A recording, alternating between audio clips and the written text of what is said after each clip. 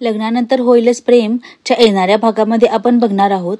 काव्य आणि पार्थ आता हनुमंतच्या घरून निघत असतात. तेव्हा काव्या म्हणते, चला आता निघतो आम्ही.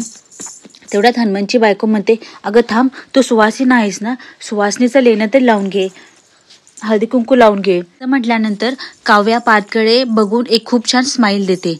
तर इकडे डायनिंग टेबलवर रम्या पुन्हा एकदा नंदिनीला टोमणा मारते आणि आठवण करून देते. म्हणते, लक्षात आहे ना की 24 तासाच्या आत तू पुरावा देणार आहेस, नाहीतर हे आमचं घर सोडून तुला जावं लागेल.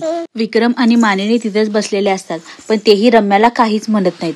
तर आता इकडे वसुआत्यांनी तुरुंगात जाऊन दीपकची भेट घेतात आणि वसुआत्या त्याला म्हणतात, हे बघ दीपक, आता माझं आयुष्य तुझ्या हातामध्ये आहे. जर नंदिनी तुझ्याकडे आली तर तू काही तिला सगळं खरं सांगू नकोस.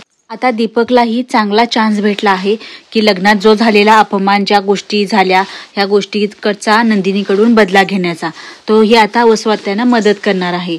तर आता नंदिनी बेघर होईल का, यासाठी पाहत राहा लग्नानंतर होईलच प्रेम.